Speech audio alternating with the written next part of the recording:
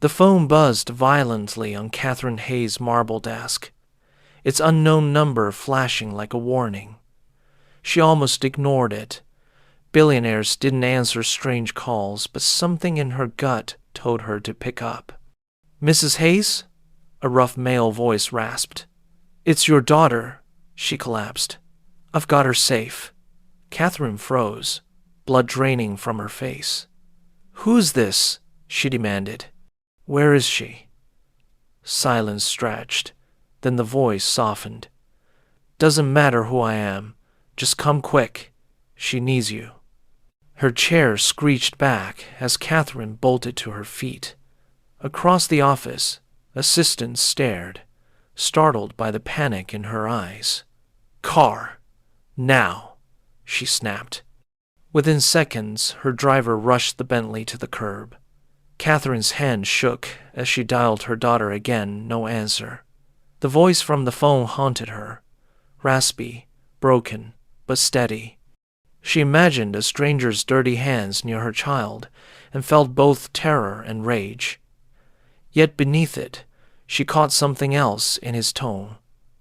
Urgency, not threat.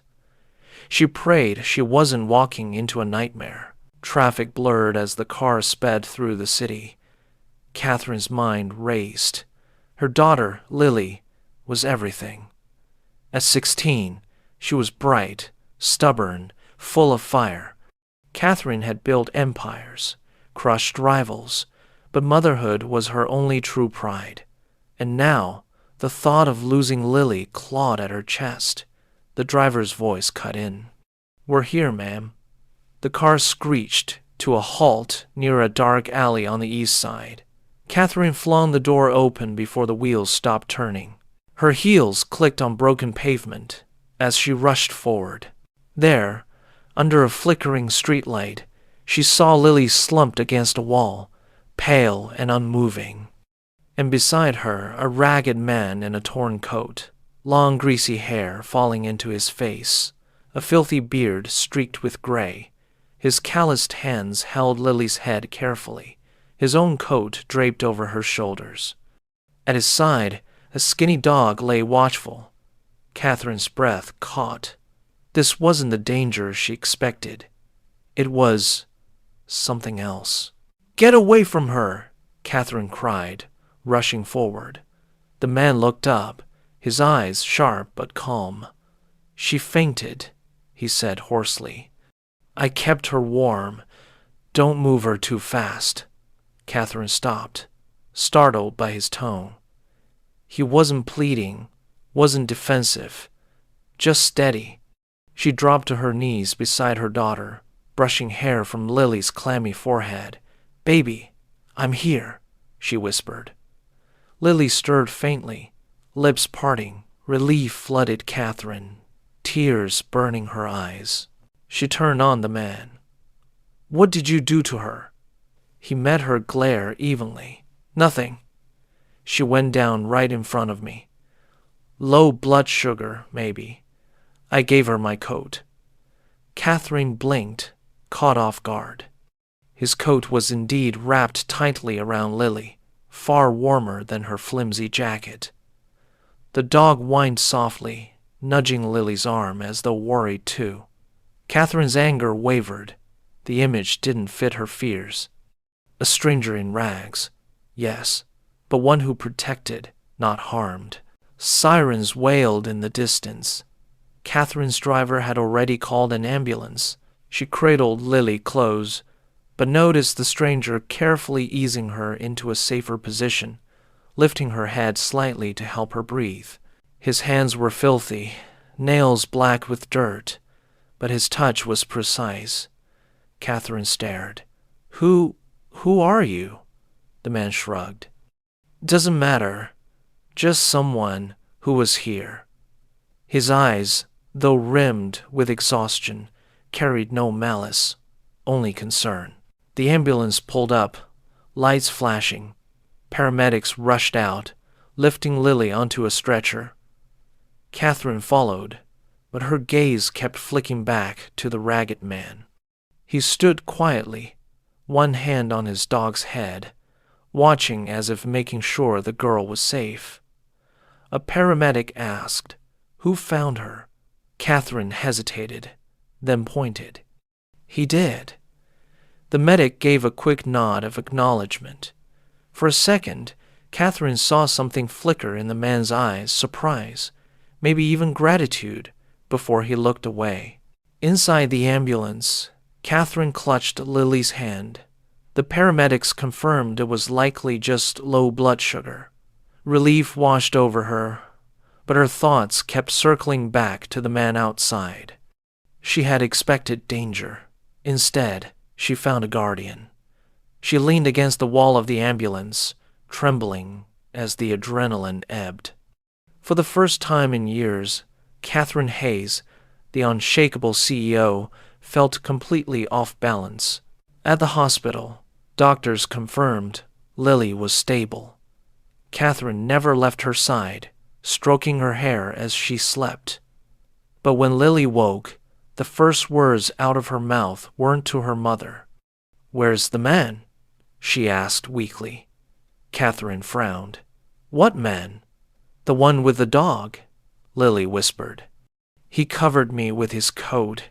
He stayed until you came." Catherine's throat tightened. "He's outside, maybe." Lily squeezed her mother's hand. "I want to thank him." Later that night, when Lily finally drifted back to sleep, Catherine slipped outside. Snow had begun to fall, dusting the hospital steps. And there he was, the ragged man, sitting on the curb, Rusty curled at his feet. He hadn't left. Catherine hesitated, then approached slowly. "Why are you still here?" she asked. He looked up, his expression calm. "Wanted to make sure she was all right." Catherine crossed her arms, shivering in the cold. "You could have gone." He gave a faint shrug. "Could have, didn't." For a moment, silence stretched between them. The snow fell heavier, catching in his hair and beard. Catherine studied him, her sharp instincts warring with something softer. Everything about him screamed danger. His filthy clothes, his unshaven face, the smell of the street clinging to him. Yet nothing in his eyes matched that image. They were steady, honest, even kind. It unnerved her more than any threat would have. "Do you have a name?" she asked finally. The man scratched his beard. "Jack," he muttered. Catherine nodded slowly. "Jack. Well, thank you." He shook his head. "Don't thank me. Anyone would have done it." Catherine almost laughed. "No, not anyone." She thought of the dozens of people who had probably walked past him on sidewalks, never once looking down. He had nothing, and yet he had given what little he did warmth, time, presence to her daughter. Jack stood, pulling his torn coat tighter. Rusty wagged his tail, brushing snow from the curb. "She'll be fine now, that's what matters." He turned to leave. Catherine's voice stopped him. "Wait." He paused, glancing back. For a second, she almost asked him why he cared. Instead, she simply said, "If you ever need something, anything, find me." She slipped a business card from her pocket and held it out. Jack stared at it, then at her. Slowly, he took it. Back inside, Catherine leaned against the hospital wall, shaken. Why had she given him her card? She had never done that for anyone outside her world of suits and skyscrapers. Something about his steady presence haunted her.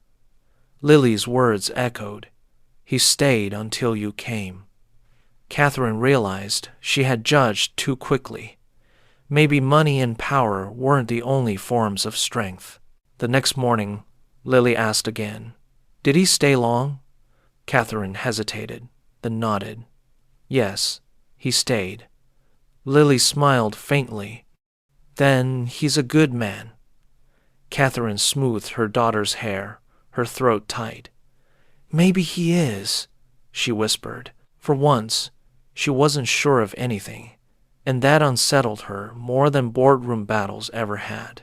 Over the next days, Catherine returned to her empire, but she couldn't shake the memory. She saw Jack's eyes when she closed her own. She replayed the moment she found Lily wrapped in his coat, his dog curled protectively nearby. Her world had always been clean, controlled, predictable.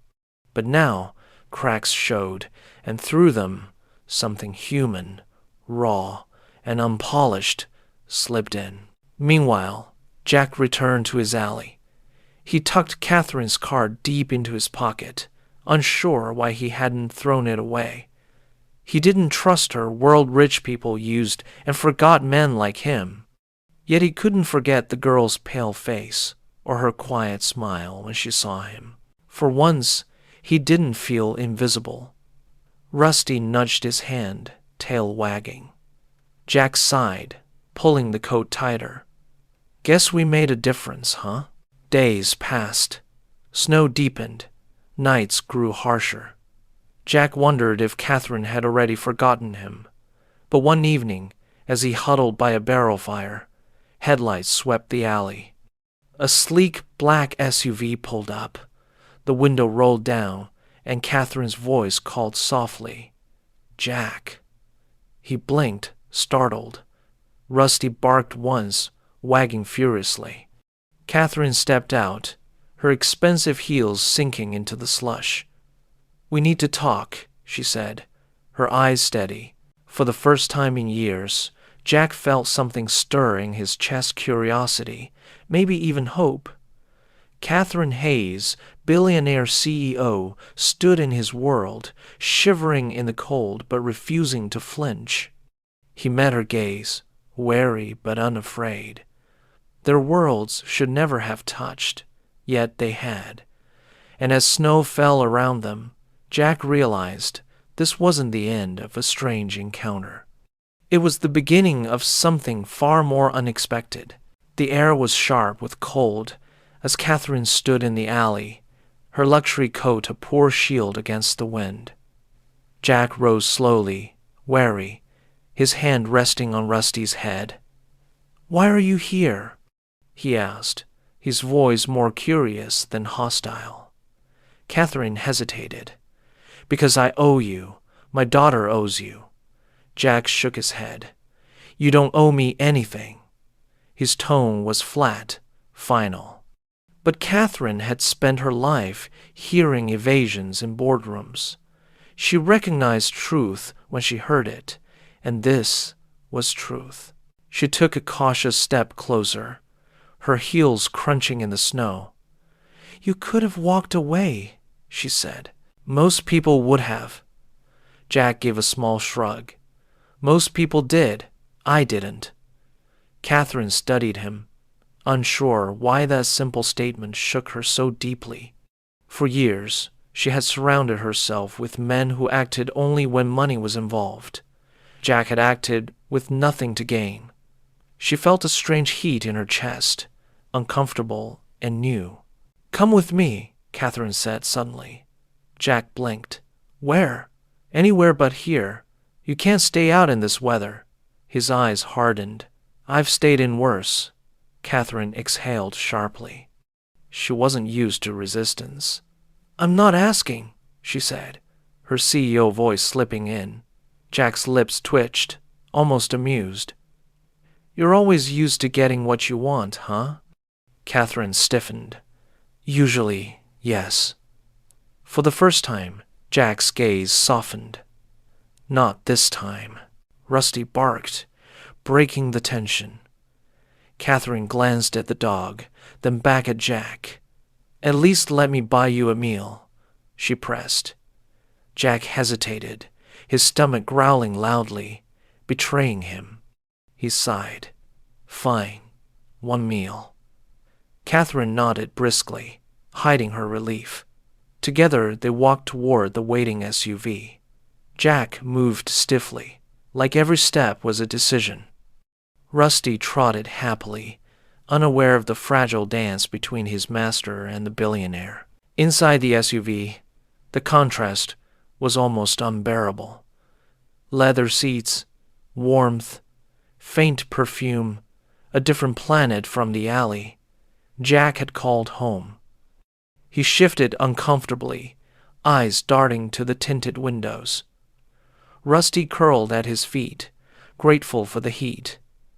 Catherine sat across from him, her posture perfect, her gaze unflinching. "You saved my daughter," she said quietly. "I don't forget debts." Jack's jaw tightened. It wasn't about debt. His words cut, sharp and simple. Catherine swallowed, strangely chastened. At a quiet diner far from downtown, they slipped into a booth. Catherine ordered without looking at the menu. Jack scanned every item as though memorizing them. When the food arrived, he ate slowly, savoring each bite, while Rusty devoured scraps under the table. Catherine watched in silence, struck by the care in his movements. Not desperation, gratitude. She realized she couldn't remember the last time she had eaten without glancing at her phone, rushing to the next deal. "Tell me about yourself," she said finally. Jack paused, fork halfway to his mouth. "Not much to tell." Catherine leaned forward. "Try me." His eyes flicked up, steady but guarded. "Construction. Before that, a different life. Lost the job, lost the house, lost everything. Happens faster than you think." He returned to his plate. Catherine's chest tightened. She had always thought poverty was a slow descent. Hearing it this way, sudden, merciless, unsettled her. "And the dog?" she asked softly. A faint smile crossed Jack's face. "Found him starving behind a dumpster. Guess we saved each other." Rusty's tail thumped as if agreeing. Catherine felt her throat constrict. She had built empires, signed contracts worth billions, but she had never heard love described so simply. "You could have sold him, abandoned him," she whispered. Jack's smile faded. "Not everything's for sale." The words landed like a blow. Catherine lowered her gaze, ashamed of how often she had forgotten that truth. Hours slipped by. They spoke little, yet the silence wasn't uncomfortable. When Catherine finally insisted on driving him back, Jack shook his head. "Drop me anywhere. Doesn't matter."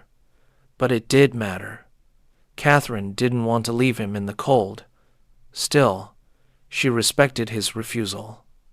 As he stepped out into the snowy night, Rusty trotting behind him, Catherine found herself whispering, "I'll see you again, Jack." He didn't turn around, but she swore his shoulders eased at her words. The following days blurred with board meetings, investors, and deadlines. But Catherine's thoughts drifted often. She saw Jack's eyes whenever she closed, her steady, unflinching, yet weary from battles he never chose. Lily noticed the change. "You're distracted," she teased. Catherine smiled faintly.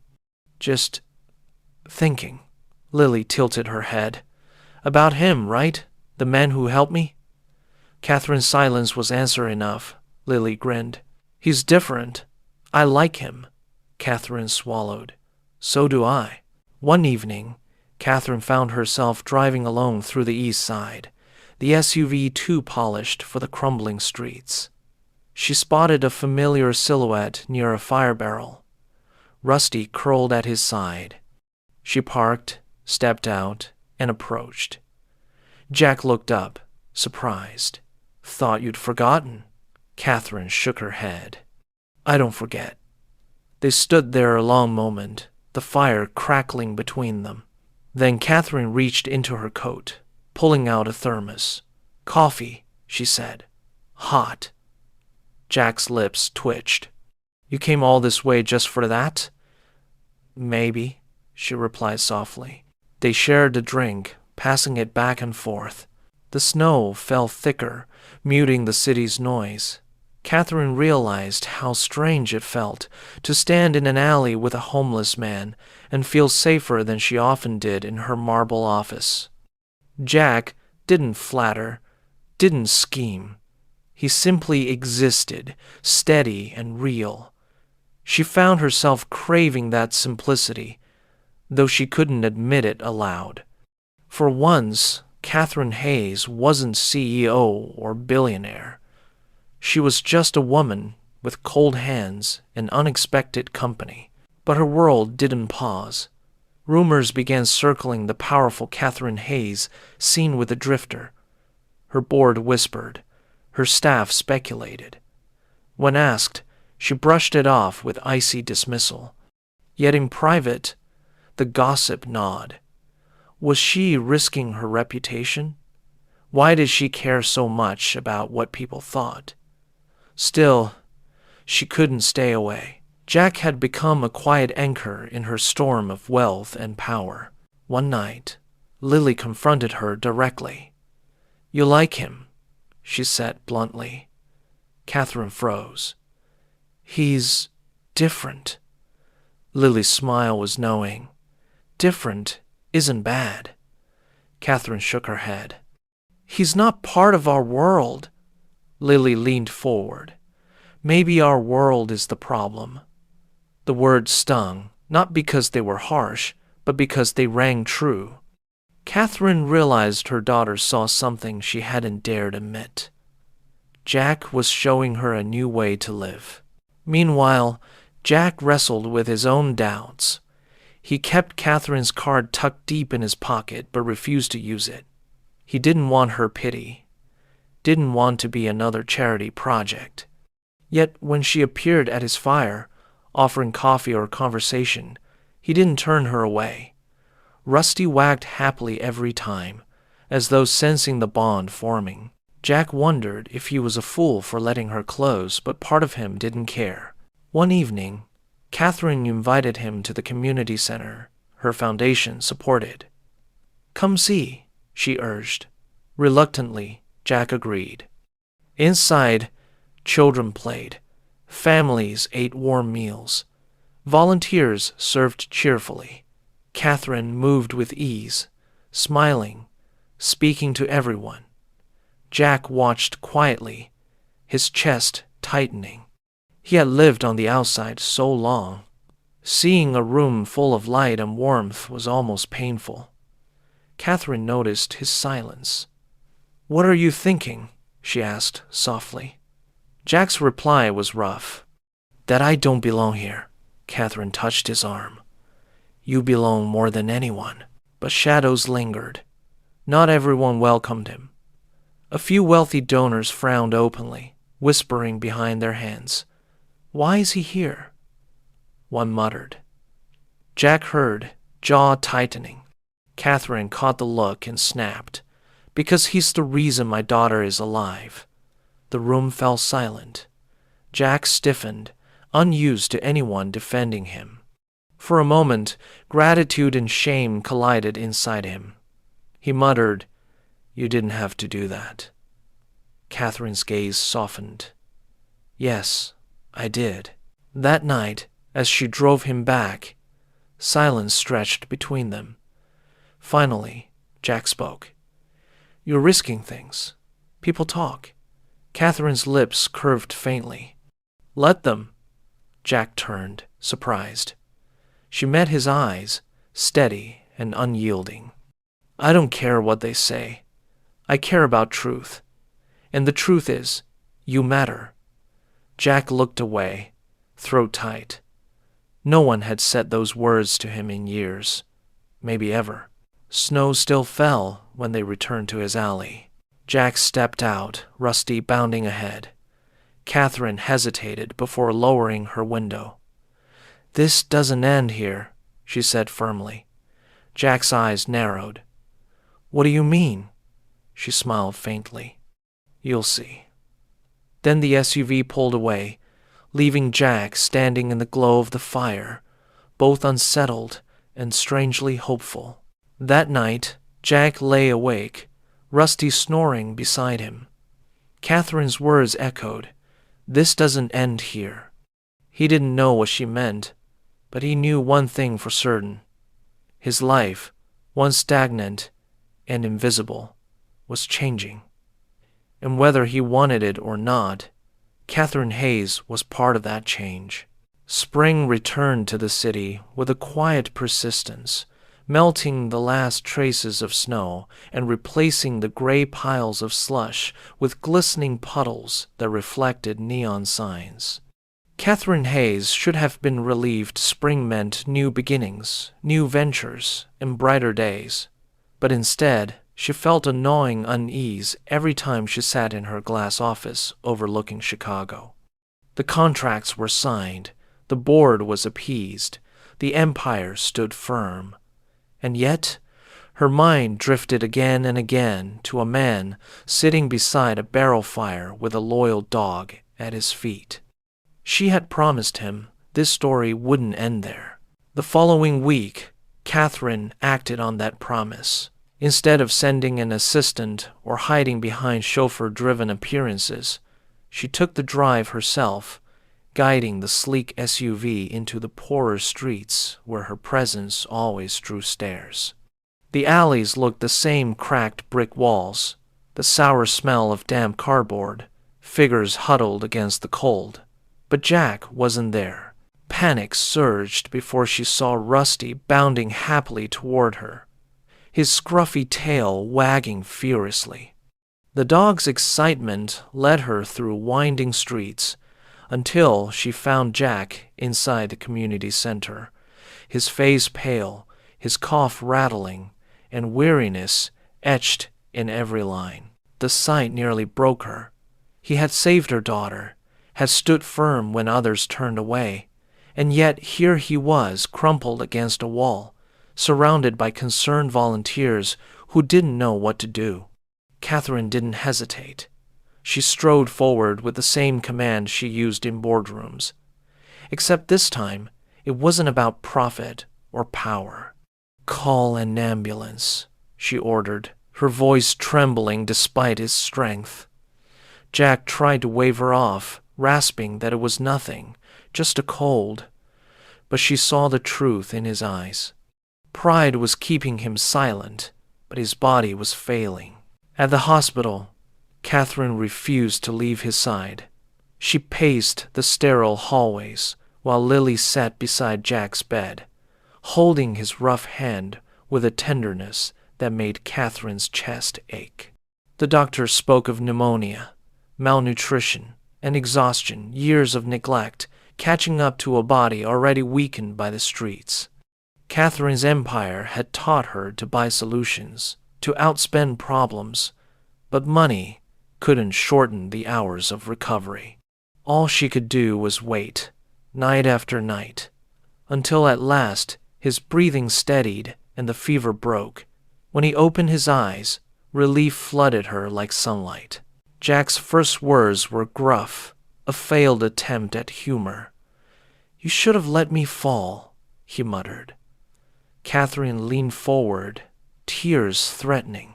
"Not a chance," she whispered fiercely. He tried to sit up, wincing as his ribs protested. "The center needs me." Catherine shook her head, her voice steady but tender. "It needs us, Jack. You don't have to carry it alone." For a long moment, his tired eyes searched hers, gauging whether she truly meant it. And in that silence, a fragile understanding passed between them, a promise that she would not turn away, no matter how difficult. When Jack was finally discharged, Catherine refused to drive him back to the alley. Instead, she led him to a modest brick apartment building by the river. Rusty raised a head, nails clicking on the floorboards of a warm, freshly painted unit. Jack stood in the doorway, silent, his eyes darting from the small kitchen to the worn sofa, the clean bed, the rug waiting for Rusty. "Why?" he whispered, voice breaking. Catherine's hand tightened on his shoulder. "Because you deserve more than scraps. You deserve a life." For the first time in years, Jack stepped into a space he could call home. Adjusting wasn't easy. Jack moved like a man who expected it all to vanish at any moment, sleeping lightly, keeping a backpack packed by the door as though ready to flee. Catherine visited often, bringing groceries or books, never prying, simply present. Rusty sprawled across the rug, comfortable immediately, as if to remind his master that safety could exist. Gradually, Jack's shoulders loosened. He ate fuller meals, his cough faded, and the shadows under his eyes lightened. Catherine, watching the transformation, realized she was witnessing not just recovery, but rebirth proof that dignity could be restored, one careful step at a time. News of their connection spread quickly. Tabloids screamed headlines. Billionaire rescues homeless man. Some framed it as scandal, others as charity. Catherine ignored them all. This wasn't about appearances. She wasn't building another portfolio or chasing another acquisition. She was investing in someone who had already given her more than she could measure her daughter's safety, her own awakening. For once, Catherine Hayes cared nothing for the board's whispers or society's judgment. The only opinions that mattered were Jack's, Lily's, and perhaps Rusty's. And in their eyes, she found more truth than in 1,000 polished investors' reports. Slowly, Jack became more than a patient or a friend. At the community center, he started to help again, not with the exhausted desperation of before, but with renewed strength. He taught volunteers how to speak to people on the streets without pity, how to recognize pride hidden beneath need. Families listened to him because he understood. Catherine noticed something humbling. They trusted Jack in ways they never trusted her. She had wealth, but he had credibility, and instead of resenting it, she admired him all the more. Her empire had always been hers alone, but this mission, it seemed, belonged to them both. Yet not everyone shared her vision. At a glittering gala filled with crystal chandeliers and champagne flutes, an old investor cornered her. "Why waste time on a vagrant?" he sneered. "It tarnishes your image." Catherine felt the heat rise in her chest. For years she had mastered diplomacy, but tonight she chose truth. Her voice cut through the music like glass. "That man has more honor in his calloused hands than half the suits in this room." Gasps rippled, whispers hissed, but Catherine didn't care. Walking away, she felt lighter. Jack might never know the battle she fought for him, but she did. Later, when she told Jack, his reaction stunned her. He shook his head, almost embarrassed. "You didn't have to defend me," he muttered. Catherine's gaze softened. "Yes, I did." Silence stretched, then Rusty broke it with a happy bark, leaping into Jack's lap as though declaring the matter settled. Catherine laughed, the sound surprising even herself. For once, it wasn't a polished laugh for the cameras or a forced laugh in negotiations. It was real, and it felt like oxygen after years of suffocating pretense. Jack smiled faintly, and in that moment, the distance between their worlds felt smaller than ever. The months that followed brought change. Catherine spent fewer nights in high-rise boardrooms and more at the community center, ladling soup and carrying boxes alongside Jack. She traded designer gowns for warm sweaters, heels for worn sneakers. Lily began volunteering regularly, tutoring children whose stories mirrored those of people Jack once knew on the streets. Slowly, Catherine's empire shifted too. Profits redirected, foundations expanded, new partnerships built not on greed, but on purpose. For the first time in her career, she wasn't chasing numbers. She was chasing meaning. And Jack was at the heart of that pursuit. Jack, too, transformed. His steps grew steadier, his posture straighter. The haunted expression that once lingered in his eyes gave way to quiet calm. He never forgot the streets, never pretended his past didn't exist. At night, he still walked alleys, checking on those left behind, leaving blankets or food where they'd be found. Catherine accompanied him once, her expensive coat dusted with soot by the end. "This isn't my world," she whispered. Jack glanced at her, a faint grin tugging at his lips. "Maybe it should be." She didn't argue. In truth, she wanted it to be. Lily became the bridge between them, laughing with Jack, leaning on him like family. Catherine watched with quiet awe as her daughter, once skeptical of strangers, looked at this ragged man with trust and affection. One evening, Lily said it outright. "He belongs with us." Catherine blinked, throat tightening. She wanted to deny it, to protect her fragile order, but instead she found herself whispering, "Yes, he does." The words shocked her, not because they were spoken, but because they felt truer than anything she had said in years. Jack wasn't just part of their lives. He was becoming part of their family. Still, Jack wrestled with doubt. One night, sitting on his modest balcony, he confessed quietly, "I'm still the man who lived under bridges. You're a billionaire. Our worlds don't mix." Catherine leaned against the railing beside him, the city lights shimmering in the river below. "Our worlds already mixed," she replied softly. "And look what we've built." Jack turned to her, eyes searching. "Why me?" Her smile was faint but steady. "Because when everyone else walked away, you stayed." The silence that followed wasn't empty. It was full of trust, of unspoken hope, of something neither dared name yet. By summer, they had opened another center, this time designed entirely with Jack's input. No wasted money, he insisted. No marble floors, no gilded plaques, just warmth, food, and dignity. Catherine agreed without hesitation. On opening day, she tried to hand him the scissors for the ribbon. Jack shook his head. "This isn't mine." Catherine leaned closer, her voice barely above a whisper. "It is now." He cut the ribbon with trembling hands, the crowd cheering. Rusty barked joyfully, wagging his tail like a drumbeat, as if proclaiming to the world that a new chapter had begun. That evening, they sat by the river as the sun set, painting the skyline gold. Jack stared at the buildings once unreachable to him, the glass towers that had symbolized everything lost. "Never thought I'd be here," he admitted. Catherine tilted her head, watching his face more than the view. "And now?" she asked gently. Jack's lips curved faintly. "Now, I think I belong."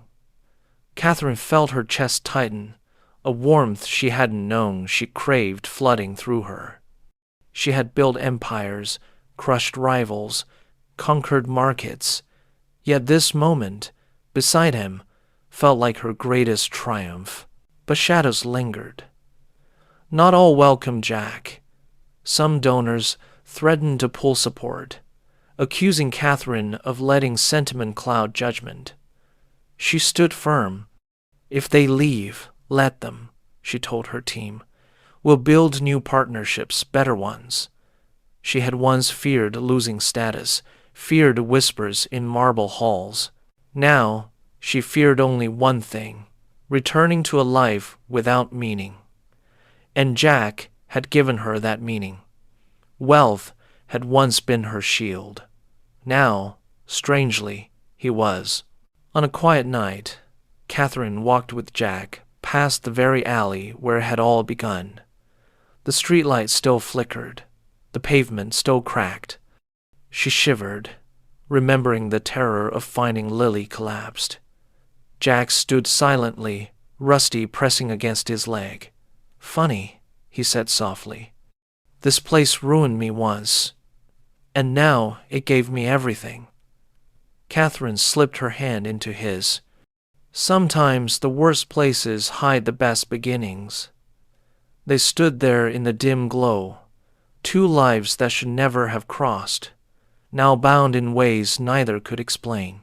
As children's laughter echoed from a nearby playground, Rusty barked happily, his tail wagging like a metronome of hope.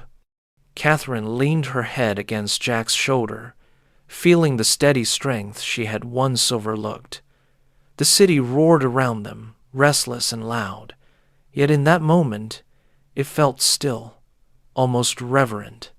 Their story had begun with fear, suspicion, and doubt. It ended here, with trust, dignity, and love. And under that same flickering streetlight, Catherine Hayes finally understood the truth. Money could buy comfort, but only humanity could buy forever.